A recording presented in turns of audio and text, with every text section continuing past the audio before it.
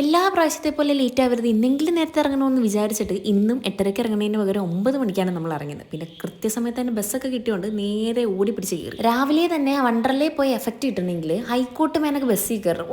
എന്താ ചേട്ടന്മാരുടെ ഓട്ടം. ഭാഗ്യമുണ്ടെങ്കിൽ രാവിലെ തന്നെ നല്ല പച്ചമലയാളം കേൾക്കാം. ഈ ബിരിയാണിയുടെ ഉള്ളിലൊക്കെ ഇടയ്ക്ക് നമുക്ക് മുട്ട കിട്ടില്ലേ, അതേപോലത്തെ. അങ്ങനെ അരമണിക്കൂർ കഴിഞ്ഞപ്പോഴത്തേന് സ്ഥലം എത്തി. പക്ഷെ വലിയൊരു ട്വിസ്റ്റ് സംഭവിച്ചു, മഴ പെയ്തു. ഇത് മാത്രം പോരാഞ്ഞിട്ട് എനിക്ക് 1 കിലോമീറ്ററോളം നടക്കാനുണ്ട് എൻ്റെ കോച്ചിങ് സെന്ററിട്ട് പോരാനായി. കയറി കഴിഞ്ഞാൽ പിന്നെ നല്ല സുഖം. ഈ സിനിമയിലൊക്കെ പറയുന്ന പോലെ തന്നെ ഇന്നായി കഴിഞ്ഞാൽ പിന്നെ ഭയങ്കര ത്രില്ല. ആദ്യത്തെ ഒരു 1.5 മണിക്കൂറൊക്കെ സഹിക്കാം. പിന്നെ നമ്മൾ ഇന്റർവെല്ലിന് അവനായിട്ട് കാത്തിരിക്കും. അതൊരു 1.5 കത്തിരിപ്പാട്ടോ. പിന്നെ 5 മിനിറ്റത്തെ ബ്രേക്കിൽ നമുക്ക് കിട്ടിക്കഴിഞ്ഞാൽ അത് നിരീക്ഷിക്കാനുള്ളതാണ്. ഈ പുറത്തുനിന്നാണെങ്കിലും അകത്തുനിന്നാണെങ്കിലും. ഞങ്ങളുടെ ക്ലാസ്സിൽ പിന്നെ മെയിൻ പരിപാടി ഈ AC കൂട്ടുന്നു കുറയ്ക്കുന്നു.